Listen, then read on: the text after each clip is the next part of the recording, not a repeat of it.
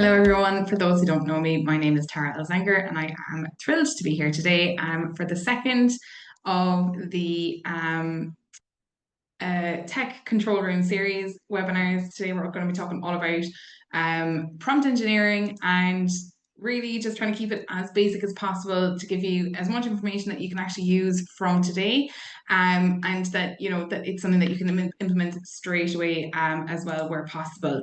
So really what we're looking to try and come away with today is three main areas. So how to build a prompt, tools versus you, and prompt chaining. And just to, again, talk a little bit about the Tech Control Room series. It's 12 different webinars, 30 minutes every Wednesday at 1 p.m. for the next few weeks, with 1 or 2 breaks for holidays, where I'm just going to be giving you one value-packed action you can do on the day. Now, for those who don't know me, my name is Tara Elzingre. I am an AI strategist and digital tool trainer. One of my clients at one stage called me the realest voice in AI, and I've adapted that as my kind of catchphrase. I'm a qualified purple person. If you don't know what that is, it's a person who can bring business acumen and the tech to people who maybe don't have a tech background and want to use it for their everyday business. I'm really proud to say that this year I have delivered training for over 2,000 people, either in this kind of format with lunch and learns, more specific workshops for different businesses, as well as in wider platforms as well. So it's really great to just be able to present this even to my own audience now, finally getting around to it in June of this year. And most of my clients who do one-to-one work with me see results within 30 days. Now, what is prompting? A very, very simple, short sentence on that. Prompting is just communicating on purpose. And I think there's a lot of confusion out there. We're calling it artificial intelligence, but the reality is AI doesn't know what you don't know.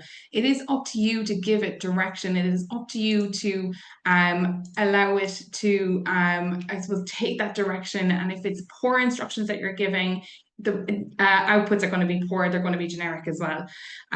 One of the examples I've given, which people seem to really enjoy, is that prompting is almost like toilet training. Your kid may understand the words, but they might take a little bit of time to actually understand what it is you're saying. It takes a little while to translate that into actual practice. Now, I would absolutely love if you had a moment to put into the chat a little bit about your business. Feel free to share your links to share and kind of meet each other and things like that as well. I'd really love to know more about you. If you have any questions, please do put it into the chat as well. And I'll happily get to them at the end of it. As I said, this is going to be really short and sweet session here today. I do have a handout for you now as well. And now that there's a few people in the room, I'm going to put that into the chat as well. And this is just a framework going over what we're covering here today. But as you can kind of see there on the photos, it's the same image generated in a lot of different ways. And this is from a prompt that I used myself. And, sometimes we have an idea of the output that we're looking for. And when you put it into ChatGPT or any other LLM, it doesn't get it straight away all the time. And you have to refine it, you have to tweak it, you have to use different language to maybe help it to understand more.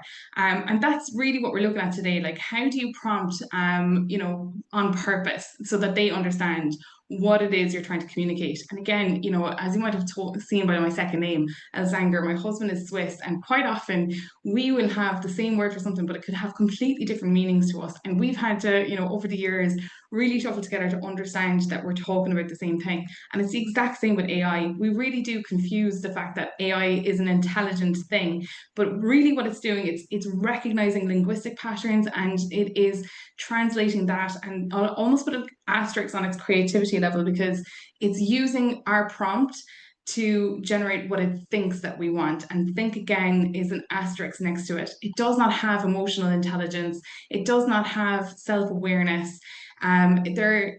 Ethics and values, it's curiosity, it's not there. So we really do need that human in the loop when we are putting in our prompts in order to give it that context and give it what it is that we're looking for.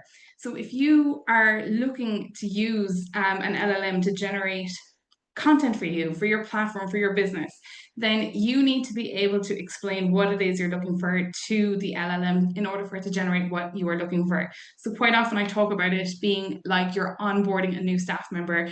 What would you need to do to onboard a new staff member? what would you give them in order to make sure that they actually do their job to the best of their capacity? And it's the exact same with AI. Now, it's gotten fantastic in the sense that because it has this memory, you don't have to put in the same prompts over and over again. And there's ways of you kind of allowing the artificial intelligence to save that information so that it actually learns from you and trains from you and by those examples. But you really do need to give it that context. You really do need to explain what it is that you're looking for. And that is what we're looking at and talking about here. Now, as I said, if you have any questions, please do put them into the chat. Please do let me know a bit more about yourself. If you want to put in any links so people can follow you and share, love to see what you come up, what your creations look like after this session as well. Now, I shared this on my Instagram there a few days ago as well, and the different types of way that you can prompt. And maybe when you're getting started, you might have looked at something like that, like the bad prompt there, write 10 Instagram captions for my business. And sometimes we can be blown away with the results because if it has any memory of you, maybe it can fill in some of the gaps for you and actually sound like it actually has understood the context and it has understood in reality the assignment that you're trying to give it to it. But they often miss the tone and context that we're looking for. And again, AI doesn't know what you don't know. So if you don't really understand what makes a good Instagram caption, it's really hard for you to tell AI what it's missing and maybe give it some restrictions, give it some boundaries on what it is that you're looking for. So it doesn't understand meaning. What it does is predict patterns. And also another, I suppose, kind of caveat to AI is the fact that it reflects bias. It doesn't recognize any biases that it might have. So it's up to us to check this as well, even when we're prompting it and kind of saying, I want this for a wider audience, or I want this for a more niche audience, and you need to be a bit more careful about saying it this way, etc. Your business has nuance and AI doesn't. So it's up to you to make sure that you're putting that into your prompt. And again, we're going to be looking at like what is a good prompt. There's the 7 kind of elements that you can use for yourself, different tools that you can use to build that out. And then something called prompt chaining that I really feel helps to get the best results out of prompting with artificial intelligence. Let me know what it is in the comments as well, what you're really looking for, when you're prompting, like what is it that you're hoping to do? Are you using it for marketing mostly? Are you using it for customer service? Or is there something else that you're potentially using it for as well? But the accountability does live with you. It doesn't live with the AI. So it is up to you to make sure that you are prompting to the best of your capacity and using, I suppose, the resources that you have to train that AI. It's the same way if you hired somebody new and you didn't train them in properly. Well, you couldn't really blame them for not getting their job done if they didn't have all the tools as well. So the best results happen when you have that collaboration approach with AI. Now, this is an example. As you can see, I basically put in the best prompt out of those 3 sections. So here are 3 Instagram captions I've used that performed well. Insert examples, break down what worked in each, and then write 10 new captions using that insight. I'll pick the 2, explain why, and we'll keep refining the best for tone, CTA strength, and scroll stopping power. Now, that in itself is a strong enough prompt if you have given the LLM that you're working with more context, if it understands your business, if you have built up that memory and maybe you have shared something like your own business plan, your own brand guide, etc. with the ChatGPT, or I'm just going to use ChatGPT for now because we all know that there's so many out there. There's Gemini, there's Claude, there's DeepSeek, there's so many of them, and they all have slightly different ways of prompting. And they all have prompting guides specifically for them. So I do encourage you to look those up afterwards as well, and tweak this formula that I'm giving you based on the LLM that you're using. But this is a tool that you can use to make your prompts even better again. Now, there's a caveat with this as well. Again, these are also tools, and they're also using pattern recognition to build out these prompts. Now, they are using the different areas that I suppose built into them, the 7 steps that I'm walking through are already built into these tools for you to make it easier so that it can actually fill in the gaps for you. Now, Originality.ai, you can see the I for some reason has come down here below it, but it is also in the Word doc that I've shared in the chat. So I've added those links there for yourself as well. And even if you want to push, if you do have a library of prompts for yourself that you use, I encourage you to just put one of those into Originality.ai and see what it comes out with. And as you can see, like you get 20 of these in the free version of it as well. And I've given you 2 other versions of it that work really well. One is specific for ChatGPT and absolutely brilliant as well. And that again is included in that Word document. But you can see here, it's filled in some gaps. It has given more context. It has given more tone as to what it is that we're potentially looking for. Again, if you pay for these tools, you can make it more specific, more niche to you, and you can train them on your exact business so that it knows specifically what it is you're looking for over time. The same way that, again, if you're hiring somebody new, over time, they're going to get better at their job. They're not going to be great at it straight away, but they will get better at it. But again, you can see what you could potentially do with something like this. And again, even if you didn't want to use a separate tool, you could go onto the GPT store on ChatGPT and look up prompts, and it can actually do this for you as well. Not a bad way to get started, especially if you're not really sure and you're trying to save some time yourself on how to go about doing it, using one of these tools so that it can build it out for you and you can get something really specific and bespoke for you.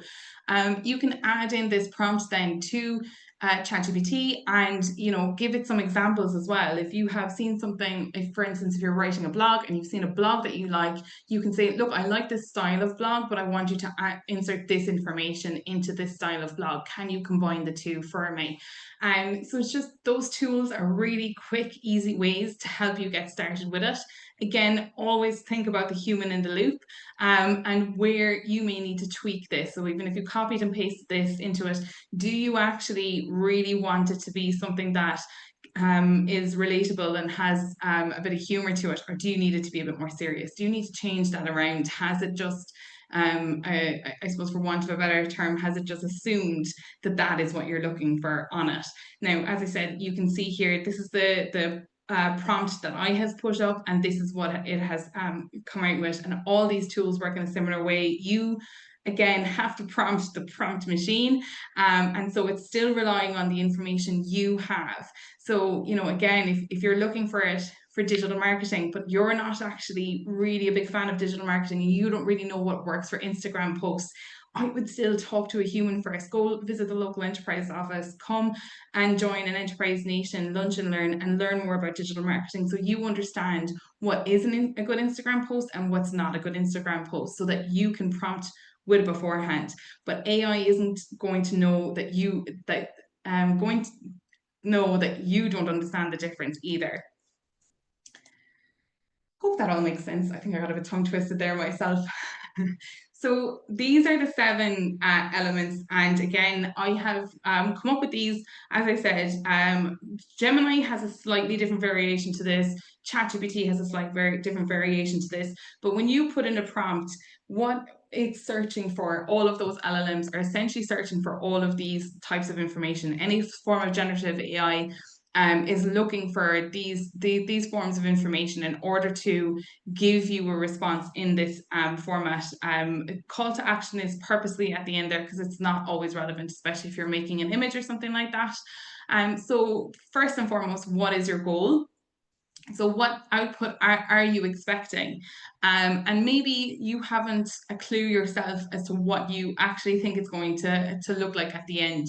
But what is it like? What is it that you're going, and what are you expecting? And again, if you look at the images that I had of my red panda, I absolutely love red pandas, and I decided to try and make a red panda sitting behind a desk, making it futuristic. I had an idea in my head as to how that was going to look, and I had to keep tweaking the prompt, but I had a goal in mind, so I knew what it was that I was looking for. So, what is your goal? What format should it look like? Do you, and being specific with this. And again, it's all down to potentially one word. If you're using a word like "no, I don't like this," can you rewrite this again? Well, you could end up actually just getting them to rewrite something that sounds just as robotic as the first attempt. So, what format should it look like? Are you looking for a list? Are you looking for something that's in paragraph form? Be specific on the format and the audience, knowing your audience yourself. What is it that you're looking for so that it can understand the tone and the context behind the content that you're looking for. How should it sound? Is it bold? Is it cheeky? Is it professional? Friendly? And again, context here as well. What do they need to know to get it right? Do you want it to be more of a story? What else do they maybe need to know? By the way, this is coming up there in 2 weeks' time. I need you to mention and talk about my offer. And the constraints is something that we really do forget about quite often as well. So, if you've ever heard the term hallucinations are a feature, not a bug. So, the reason that generative AI can actually hallucinate and make up stuff essentially is in order to give it that decision factor, in order for it to actually be allowed to make decisions. So we need to be able to restrict that as well, and kind of say, again, bringing it back to your like brand guide. And if you were had an intern there and you said, okay, look, we can't say anything that's offensive, we can't use bad language or something like that. Maybe it's something that you need to explain to your intern from the start. So, what constraints did you need to use? Do you need it to be something that, again, has a certain word count? Or, does it need to be that they cannot make up any untruths and put that in there as well? And the call to action, again, if it is relevant, to put that in there as well so it can direct the flow of it. Just to mention as well, before we get to the prompt training, I do have three workshops coming up, but the first are on a 2-for-1 offer. These are happening on the 27th of June and the 25th of July, and they are basically 3-hour long workshops where you're going to be getting customized GPTs from me and more information, a real interactive session where you'll come out of it with systems in place, as well as content that's going to help you, how to use AI to build content for you. They're a really bespoke way of doing it. And I'm really looking forward to it. You can scan the QR code there. You can also find it on Eventbrite. And if you have any questions about it, feel free to reach out to me if you want any further information about it. Now, to get on to the prompt training, because I'd really love to give a few minutes to questions and answers. So this is just bringing it all together at the end. Again, don't focus too much on the words prompt training or flow or anything like that. It's exactly the same as what we looked at already, but we're just basically bringing this all together now. And if you have ever tried to do something that's maybe like 1,500 words or 2,000 words, maybe you found like if you do a really, really long prompt, it doesn't seem to kind of get all of it. So, AI does have a limit in terms of what it can actually do. So breaking it up into chains and building out the system tends to work better than trying to overload the system and giving it all the information at once. So if you're trying to write potentially, if you wanted to write a book, for instance, you wouldn't ask it to write the full book in one session. You'd outline your plan and maybe you work with the ChatGPT or any other LLM on that plan itself. You can do that stage together. Make sure you have that crystal clear on yourself and then structure the output. What is it that you really want to be? And again, almost like looking at the result before you actually create it. So what is the result that you're looking for, and making sure that that's crystal clear. I want a finished book at the end of this that I'm going to publish on Amazon, and being super clear on what that output is going to look like. And then you're going to feed it the context and voice. And this is where we're looking at those 7 steps again. Who's your audience? Do you want it to be a bit humorous? Do you want it something else? And what is the purpose of this piece of content? Or what is the purpose of it? Are you trying to build out your own customized service bot? What is it that you're looking to do? And then generating the first draft. And I do say first draft because, again, if you were to look at my series of photos there, you can see I created that image almost 7 times to get what it is that I want. How many times do you need to get it so that it gets the information right, that it sounds like you, that it is something that you are happy to say, human in the loop here, I have created this, and this is top quality for my business. The same way, again, that if you had an intern, you would potentially critique and give them feedback, and offer examples and read their first drafts before you would ever let them publish it and put it out under your business name. The exact same way with AI again. And then train with feedback. Again, it's very obvious, like I said, but there's other ways of doing that as well. You can add in documents, you can add in videos, and say, look, this is more what I was looking for. Or you actually got this wrong. What I was looking for was this, and using different words and different language on it. But words do create worlds. And while I don't agree on going down and downloading the 100 best prompts to use, all of these are potentially generic prompts that everyone else is using as well. So you need them to make them bespoke to your business and create systems, create your own library of them as well. But you can use them, the tools to do this, or you can do it for yourself. And then refine and layer. And again, if you can copy these systems, and if you can copy this prompt chain, you then have a few different systems that you could potentially use each and every time, depending on what system that you're looking to do it with. Hope that all makes sense. I'm going to, again, just open it up there now for questions and answers. If anybody does want to reach out to me, there's my email.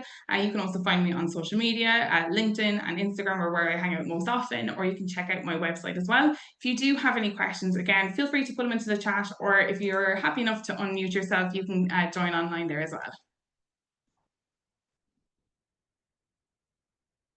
What is the best approach when your LLM misunderstood your prompt? Thanks for the question, Isaac. So this again is there's potential 2 answers with this, okay? Where if if it gave you completely the wrong results than what you were expecting, what I would go back and do is look at rephrasing what it is that you've said, like look back at the context that you've given it and see if it is something that you have potentially kind of fed it that where it was misinterpreted. If not, what could you potentially do to improve on it using those 7 steps again? Did you add the context into it? Did you explain the format that you wanted? And even throwing it into one of those prompt tools to see what it comes up with. So use the exact prompt you used and put it into the prompt tool to see what that prompt tool would have put instead of what you had put. And then the other thing is asking it. So there, you could basically put it into the prompt tool, or you can ask it. You could say, what did you misunderstand here? Or, what can I do to give you more information to get this right? Hope that makes sense. But if you have any other questions, please do reach out to me. I'd love to hear more about that. In the prompt Word document that I gave, I've also included a link for some feedback. I'd really appreciate any feedback. As I said, this is the second of the Tech Room, Control Room series, so really hoping to give as much value as I can in these. I'm really looking forward to seeing some of you in the workshop as well. Please do reach out, please do follow, and yeah, looking forward to seeing you next week. Take care, everyone.